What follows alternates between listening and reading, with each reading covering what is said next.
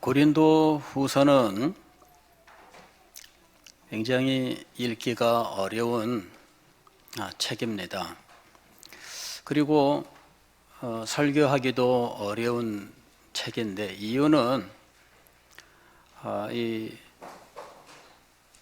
목회자와 교회 혹은 성도 사이의 관계가 아름답게 묘사되어 있기보다는 많은 문제점들을 드러내고 있기 때문입니다. 이 책을 읽으면 고린도 교회 성도들 가운데 창립 목회자인 사도 바울에 대한 많은 부정적인 입장들, 또 음해, 이런 일들이 있었다라고 하는 것을 알 수가 있고, 그런 일들이 사도 바울에게는 상당히 큰 아픔과 고통이 되었었다라고 하는 사실을 알 수가 있습니다. 우리는 그렇잖아요. 좋은 것들만 말하고 싶고 좋은 것들만 보여주고 싶지 않습니까? 그러나 성경은 그렇지 않아요. 좋은 것들만 보여주지 않고 좋은 것들만 말하고 싶어 하지 않습니다. 있는 대로 다 드러내고 있죠. 왜 있는 대로 드러낼까? 그것을 통해서 우리 자신들이 진정으로 깨달아야 할 것들, 배워야 할 것들이 있기 때문입니다. 사도 바울이 고린도 후서 편지를 쓰던 그 무렵에 사도 바울은 굉장히 힘들고 어려운 시기를 보냈고, 아직도 그 어려움이 다 끝나지 않은 때인 것으로 보입니다. 사도 바울은 그 자신의 경험을 이 아시아에서 극심한 환난을 겪었다라는 말로 표현하고 있습니다. 아시아에서 극심한 환난을 겪었는데 심한 고난을 받아 살 소망이 끊어졌다, 이렇게 이야기를 해요. 살 소망이 끊어져서 사형 선고를 받은 줄 알았다. 여러분, 이게 어느 정도인지는 저는 경험이 없어서 모르겠습니다. 하다못해 형사재판을 받고 형이라도 유죄 판결을 받고 징역 몇 년 이런 판결이라도 받아본 경험이 있어야 좀 알 텐데 그런 경험이 없어서 실감되지는 않습니다. 다만 이제 주변에 어떤 분들이 이런 일에 연루되어서 이제 재판을 받고 하는 이런 일들을 이제 제가 이렇게 찾아다닌 경우들은 있습니다. 주로 이 청소년 경험이 있어요. 이 청소년들이 하다 보니 이 폭력에도 걸리고 또 무슨 여러 가지 안 좋은 일로 이제 붙잡혀가는 일들이 있어요. 이제 그때 이제 지도하는 사람으로서 부모님하고 상담도 하고 쫓아도 가보고 위해서 기도하고 그랬는데, 나중에 참 그냥 훈방되고 그러면 얼마나 기쁜지, 그죠? 그 전에 막 가슴 졸이고 이러는 것들, 그런 경험 정도밖에 없어요. 근데 사형 선고를 받은 줄 알았다, 이 정도면은 아마 그 현장에서 아마 무릎에 힘이 쫙 빠지고 얼마나 힘들어 할지. 사도 바울이 지금 그런 상황이었다라고 이야기를 하고 있어요. 지나간 것처럼 이야기합니다. 지나갔다 할지라도 지나간 지 얼마 안 되는 상황입니다. 너무나 힘들고 어려운 그 상황에 더 어려움을 가중시켰던 것은 고린도 교회에서 있었던 문제들입니다. 고린도 교회에 파벌이 있었고 서로 분열하는 일이 있었던 거죠. 그 분열하는 파 중에 자기의 이름이 들어간 파도 있었다 이거죠. 바울파도 있었다는 거예요. 그리고 이런 파벌 속에서 사도 바울이 그 교회를 설립한 모든 공로에 대해서 인정하지 않고 사도 바울의 사도 직분조차도 의심하는 일들이 있었다는 거죠. 어떤 사람들이 계속 교회 안에서 말을 하고 다니고 문제를 일으키고 하고 있었던 거예요. 그 이야기를 들을 때 사도 바울은 참 힘들고 어려웠어요. 그 다음에 자기가 하지도 않은 일들을 거짓 뉴스로 퍼뜨리고 있는 일을 알게 되었을 때, 그때 이거 어떻게 해야 됩니까? 과거에 우리 선배 목사님들이 저희들에게 가르칠 때에는 교회 안에서 목사님에 대한 거짓 뉴스가 있을 때 그냥 참아라, 아무 소리 변명도 말아라, 뭐 이렇게 가르쳤어요. 저는 그걸 배워서 변명도 하지 않고 아무 소리도 않고 지내는 그러한 이 자세를 가지고 있었는데, 그렇게 하니까 자기들이 잘하는 줄 알고 계속해서 음해하고 다닌다는 거죠.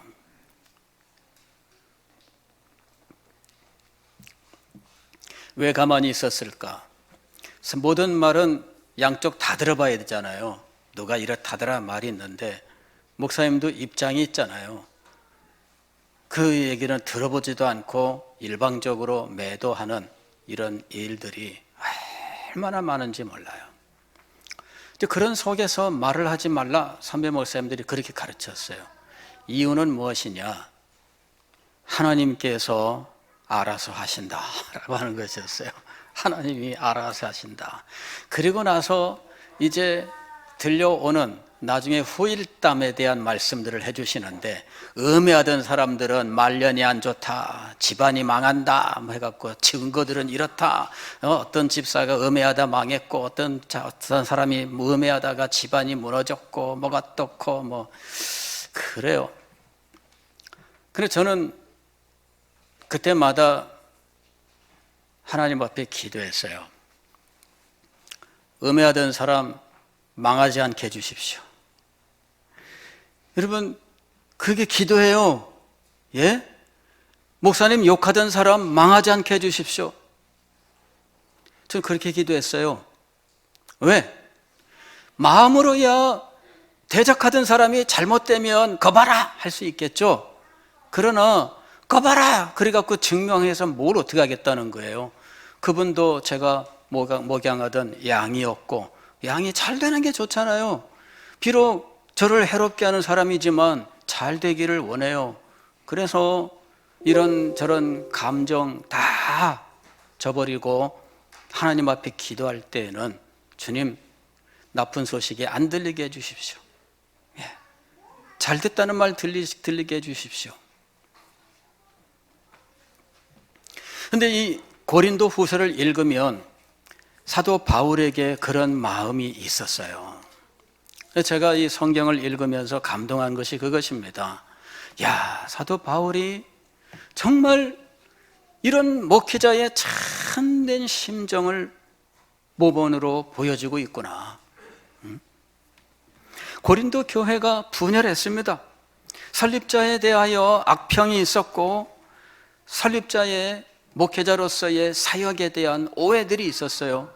사도 바울이 이런저런 헌금에 대해서 이야기하면 사람들이 뒤에서 수근거립니다. 목사가 다 가져가는가 보다 이러면서 뭐 욕합니다. 예. 저는 제가 고향 마을에 갔는데 오랜만에 친척을 만났어요. 제가 목사 안수 받았다니까 이분이 뭐라고 하시느냐면은 돈 많이 벌겠네 그러시더라고. 예. 그분은 목사 그러면은 교회 헌금하는 거 다 가져가는 줄 알고 있더라고요. 그래서 그런 거 없습니다. 교회 헌금 들어오면 제가 이런 한 푼도 제 손으로 만지는 법이 없습니다. 교회는 그런 곳입니다. 근데 몰라요. 세상 사람들은 몰라요. 그런데 심지어 교회 사람들도 모르더라고. 예, 정말입니다, 여러분. 예, 지금 우리 교회도 모르는 분 많아요. 예.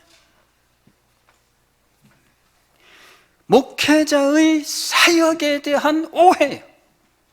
이런 말을 하면은 이렇다고 오해를 하고 저런 행동을 하면 저렇다고 오해를 하고 그런 것들이 돌고 돌고 이러면서 교회의 분위기가 흉흉해져서 목회하는데 많은 어려움을 겪게 하는 일들이 있습니다.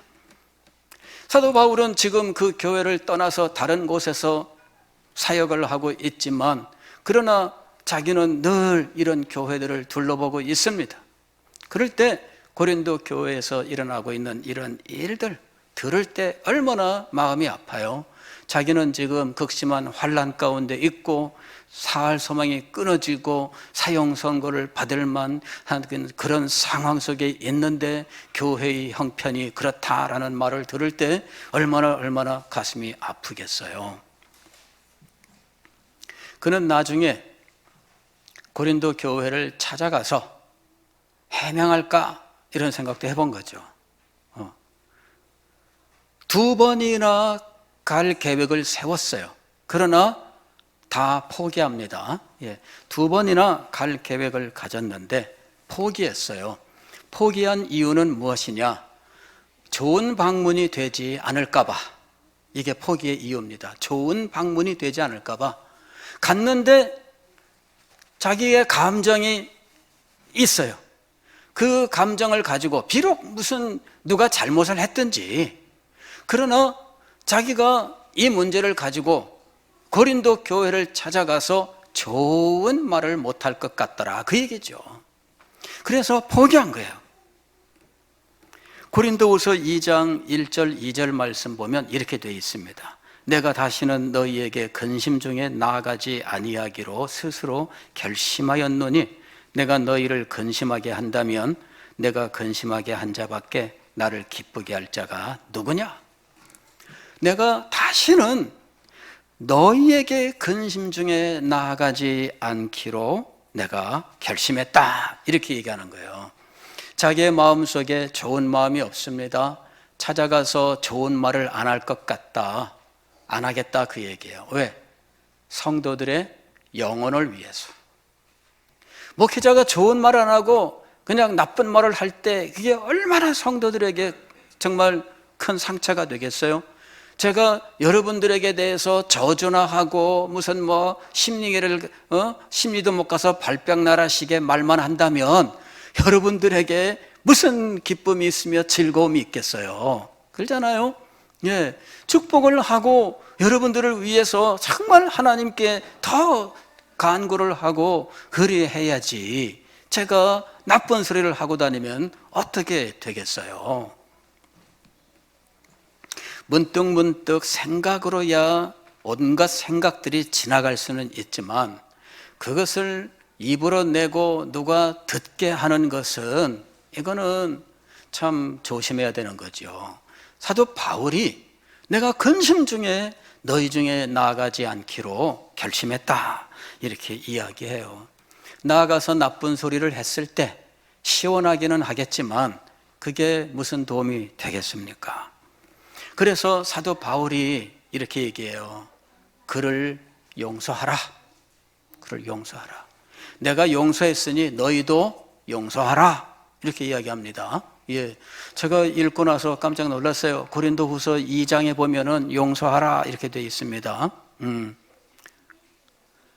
그런즉 너희는 차라리 그를 용서하고 위로할 것이니 그가 너무 많은 근심에 잠길까 두려워하노라. 용서하라 이렇게 얘기해요. 이게 복음이에요. 용서하라. 내가 하나님의 용서를 받은 사람입니다. 나같이 큰 죄를 지은 자가 누가 있습니까? 그런데 우리는 용서하지 않잖아요. 얼마나 이게 큰 문제인지 몰라요. 참 제가 부끄럽게도 여러분들에게 이런저런 말씀을 하는 중에 몇 차례 말씀드린 기억이 납니다. 목회자들도 이 심정을 못 다스려요. 제가 부격제 생활을 하는 동안에도 그렇게 서로 미워하고 다투고 하는 이런 일들을 경험했어요. 어떤 분이 저한테 맨날 다른 교역자 이 흉을 이야기합니다. 그래서 제가 듣다가 얘기를 했습니다. 전도사님, 우리가 하나님 앞에서 어떤 죄인이 있는지를 기억하고 하나님께 우리가 용서받은 존재라고 하는 그 사실을 기억하고 용서하세요. 근데 그 말 때문에 그 다음에 그분하고 다시 가까워지지 않았습니다. 틀어지고, 지금까지 그 후에는 뭐 부격자 생활이란 게 걸잖아요. 떠나고 나면은 다시 만날 일 없으니까 천국 가서 보면은 어떤 마음일까 문득 그런 생각을 합니다.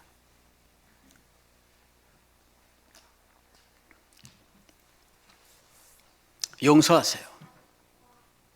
그래야 회복의 은혜가 임하는 거예요. 용서해야 달라지는 거예요. 용서는 무기력한 사람이 하는 일이 아니라 가장 용감한 사람이 하는 행동이에요. 그리고 그리스도인으로서 하나님의 은혜가 넘쳐날 때 할 수 있는 행동입니다. 은혜가 없으면 할 수 없는 행동이에요. 은혜가 있어야 할 수 있는 행동, 바로 이것이 용서입니다. 사도 바울이 용서하라. 자기 자신도 이미 용서했습니다. 그리고 자기에게 향한 일들로 인해서 또 목사님 편도 있을 거 아니에요. 그런 사람들은 미워할 거 아닙니까? 용서하라 이거죠. 용서해야 하나 될 수 있습니다. 용서해야 비로소 온 교회가 회복될 수 있는 거죠. 이렇게 서로 분열을 하고 이 분열이 치유될 수 있기 위해서는 용서가 있어야 돼요. 용서 없이는 이 분열이 치료될 수가 없어요. 그래서 사도 바울이 용서하라.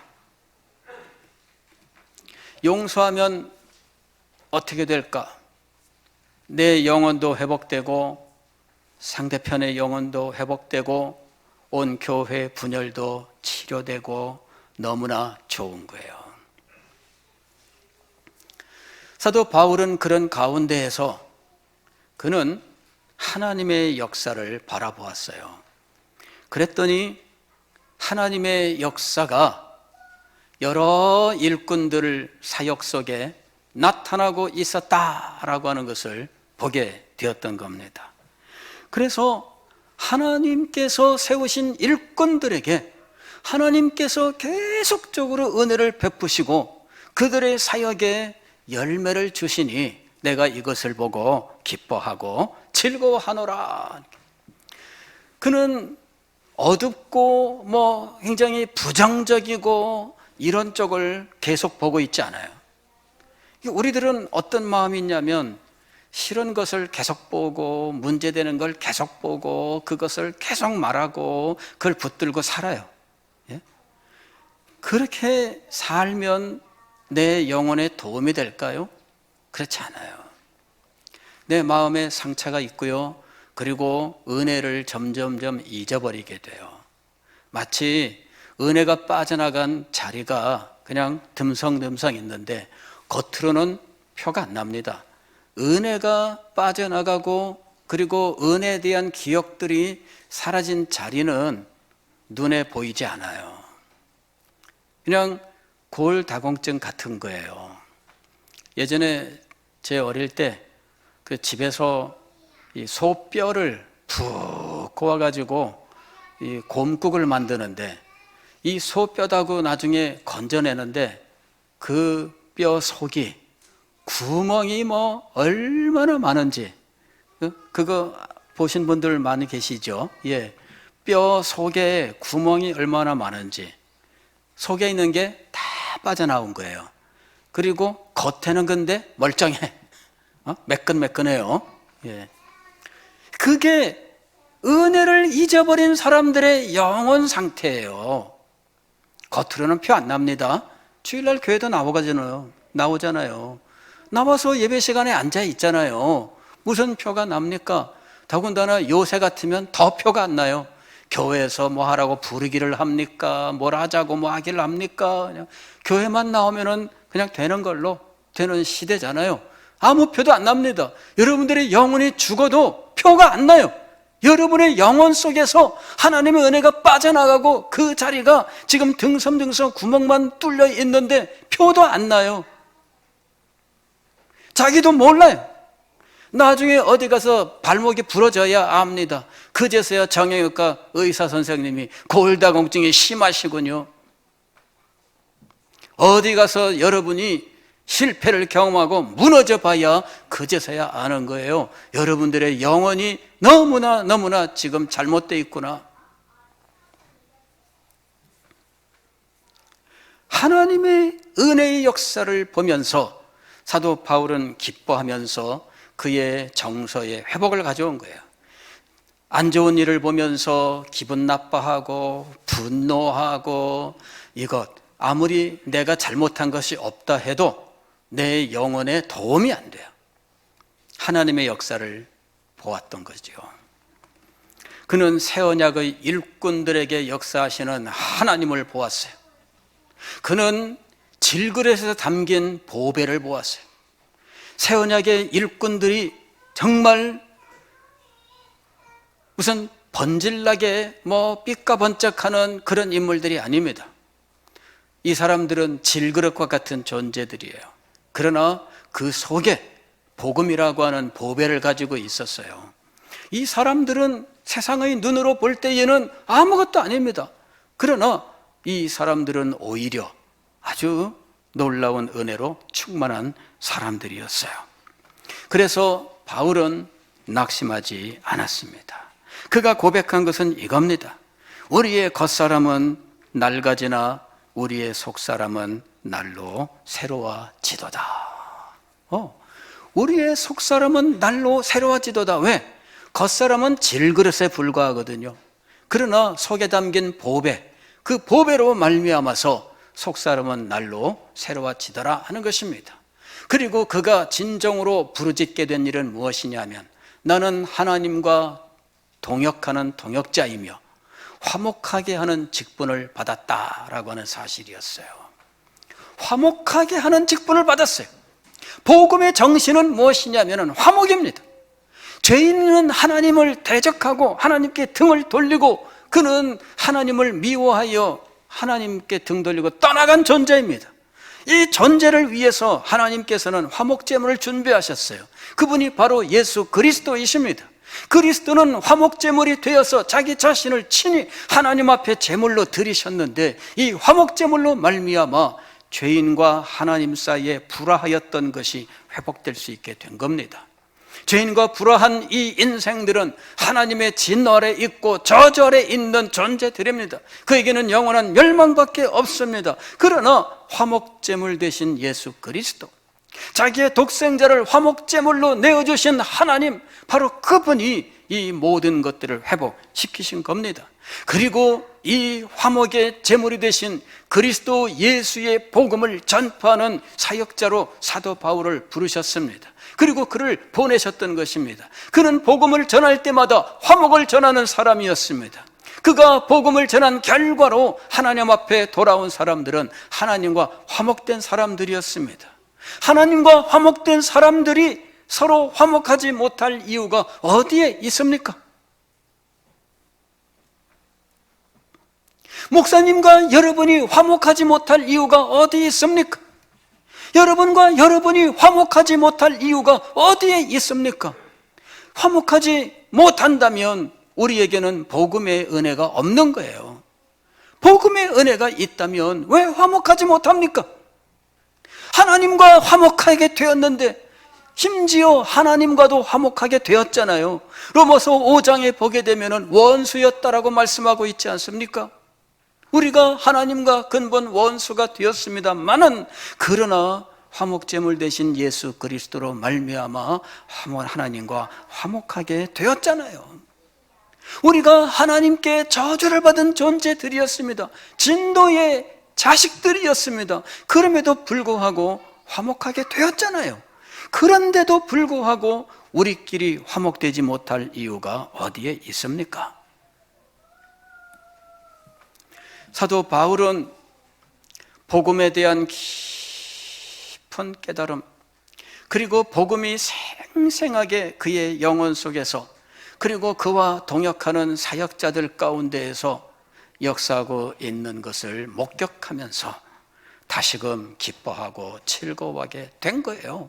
예수 그리스도 이분의 십자가의 은혜가 이 모든 것들을 가능하게 했구나. 할렐루야. 그래서 오늘 고린도후서 5장 17절의 말씀이 나온 겁니다. 고린도후서 5장 17절, 그런즉 누구든지 그리스도 안에 있으면 새로운 피조물이라. 이전 것은 지나갔으니 보라 새 것이 되었도다. 할렐루야. 여러분, 그리스도의 십자가의 복음이 임했고 그로 인하여 우리는 새로운 존재가 된 거예요. 우리가 하나님의 의를 상실한 존재였습니다. 거룩한 존재였으나 이 거룩을 상실한 더럽고 추한 존재였습니다. 그리고 그 사고 방식은 하나님을 미워하고 싫어하고 등을 돌리고 하나님이 명령하신 것들을 순종하기보다는 거역하면서 싫어하는 일만 골라서 행하는 존재들이었습니다. 우리도 그런 거 있잖아요. 부모님에게 서운한 사람들, 우리 목사님도 여러 번 만날 때 그랬어요. 엄마한테 용돈 좀 달라 그랬더니 돈 없다 그러시더라고. 그래가지고 제가 속으로 그랬어요. 예? 이제까지 내가 공부도 잘하고 말도 잘 들었는데 나 이제부터 잘못될 거야. 근데 잘못되려고 해보니까 잘못될 그럴 게 뭐 별로 없더라고. 나도 싫으니까. 예, 공부 뭐 이제부터 안 한다. 공부 안 해봤는데 머리가 좋으니까 잘 되더라고. 우스갯소리입니다. 예, 웃어야 돼요. 예. 그래가지고요, 목사님이 어떻게 했냐면은, 난 너무 모범생인가 봐. 혼자 속으로 그렇게 생각했어요. 난 너무 모범생이야. 나는 너무 이 바른 생활 사나이야. 그런데 이미 사람들이 다 그렇게 알고 있는데 내가 이제부터 난 하면서 밖에 나가서 패싸움하고 다니고 그럴 수 없잖아요. 이래가지고 난 이제부터 남이 안 가는 걸 한번 가고 남이 안 하는 생각도 좀 해보고 남이 안 하는 행동을 해보자. 단 아무도 몰래. 이런 식으로 생각을 하고 실천했던 것 중에 하나가 뭐냐면은 노트 거꾸로 쓰기. 뒤에서부터 쓰는 거야. 앞에서부터 안 쓰고. 그 다음에 중간에서부터 쓰기. 막 이런 식으로, 예, 소위 말하면은 좀 괴상한 사고방식을 하기 시작한 거예요. 근데 저는요, 굉장히 큰 은혜를 입은 것은 제가 그런저런 생각을 하고 행동했던 것들이 나중에 보면은 하나님의 인도하심이었더라는 거예요. 노트 거꾸로 쓰기, 중간부터 쓰기, 섞어서 쓰기, 막 이렇게 저렇게 맘대로 쓰기 해봤는데요. 우리 친구들이 시험 앞두고, 야, 호이가 노트 좀 빌려줘라. 가져가고서 보다가 갖고 와서, 야, 도대체 이거 어떻게 보냐? 하면서, 어떻게 보냐? 이러더라고. 도대체 못 보겠다. 그래서, 야, 니들 노트 평소에 필기 잘하지. 뭐 남에게 가져가서 뭐 하려고. 근데 그러한 것이 사고방식을 굉장히 유연하게 하는데 도움을 준 거예요. 신기하죠? 예.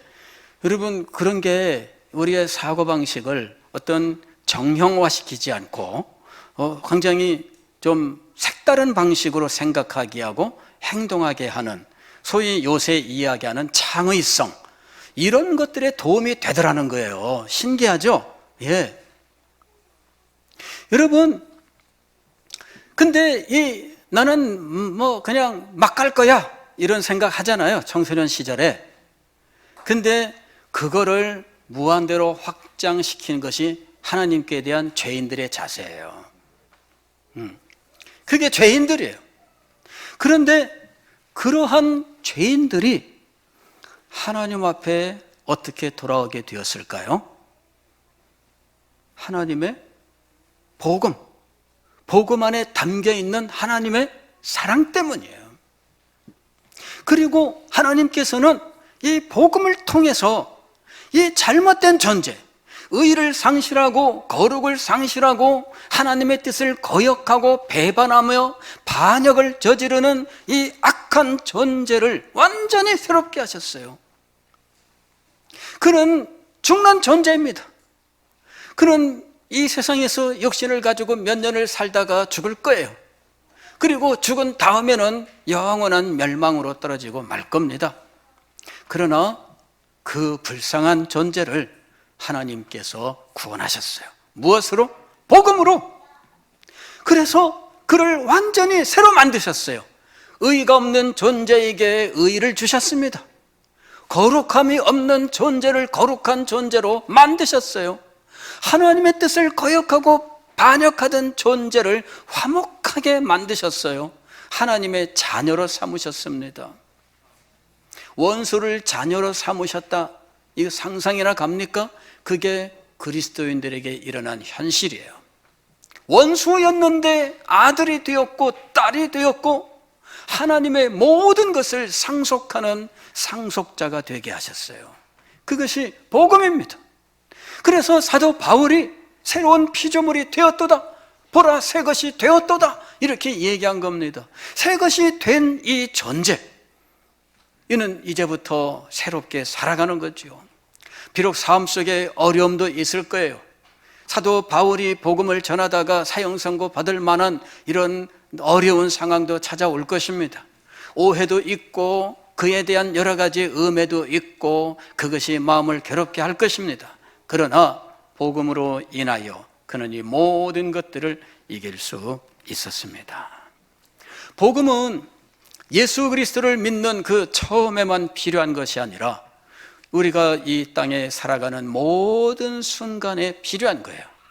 복음의 은혜가 우리에게 계속되는 것이 중요한 이유가 바로 여기에 있습니다. 복음의 은혜가 사라지고 어느덧 이런 모든 것들이 그냥 색이 바래고 마치 골다공증 극심한 환자처럼 속에 있는 모든 진액이 다 사라져서 구멍만 뽕뽕 뚫려 있는 것 같이 돼버린다면 여러분, 복음의 은혜를 잃어버린 비참한 상황이 되는 거예요. 감사한 것은 하나님께서 우리에게 늘 새롭게 되는 은혜를 허락해 주신다는 겁니다. 잘못 가던 사람들에게 하나님은 돌아오라 라고 말씀하시잖아요. 잊어버린 자들에게는 다시 기억하라 하고 말씀을 하시잖아요. 죄를 범한 자에게는 회개하라 하고 말씀을 하시잖아요. 다시 회복시키시는 은혜를 우리에게 허락해 주시는 거예요. 에베소 교회가 대단히 잘못된 교회라고 알고 있습니다. 요한계시록 2장에 보게 되면 처음 사랑을 버린 교회였잖아요. 그러나 네가 어디서 떨어졌는지를 살펴보고 다시 회복하라. 그리고 처음 사랑을 회복하라고 말씀을 하십니다. 회복의 길이 있기 때문이죠. 회복의 길이 없다면 회복하라고 말씀하겠어요? 용서를 해 주실 것이 아니면 회개하라고 말씀을 하겠어요? 그 삶을 다시금 버릴듯 일으킬 것이 아니면 돌아오라고 말씀을 하시겠어요? 하나님께서는 준비하고 계시는 겁니다. 그러나 이렇게 돌아올 때에는 항상 무엇을 통해 돌아오게 하셨느냐 하면 복음을 통해 돌아오게 하셨습니다.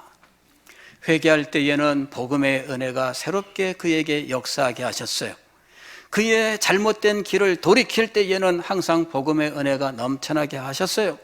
잘못된 생각을 깨뜨릴 때에는 복음의 은혜로 그에게 깨뜨리는 은혜를 주셨어요. 그래서 복음이 우리의 삶을 새롭게 만드는 거예요. 이는 예수님을 믿는 처음 순간에만 일어나는 일이 아니라 우리의 평생을 통해서 일어나는 일인 것입니다. 사랑하는 성도 여러분, 이제 2022년을 곧 맞이하게 될 것입니다. 여러분은 2022년을 새로운 한 해로 맞이하기를 소망할 겁니다. 이 2022년이 새로운 한 해가 되기 위해서 우리에게 필요한 것이 무엇일까요?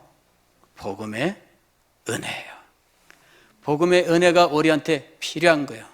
이 한 달 동안 여러분 복음을 집중적으로 묵상하십시오. 그리고 주님 앞에 기도하세요. 주님, 복음의 은혜를 주십시오. 십자가의 은혜가 다시금 저에게 역사하게 해주십시오. 이 모든 것들이 우리의 영혼을 새롭게 하고 우리의 삶을 새롭게 할 것입니다. 하나님 앞에 오래도록 기도해도 응답되지 못하던 여러분의 무능력한 삶에 새로운 은혜가 임하게 되는 것은 복음이 새롭게 역사할 때인 것입니다. 사랑하는 성도 여러분, 복음 앞으로 나아가세요.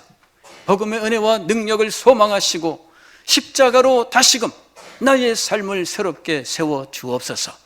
은혜 가운데 새로워지시는 여러분이 되시기를 주의 이름으로 축원합니다.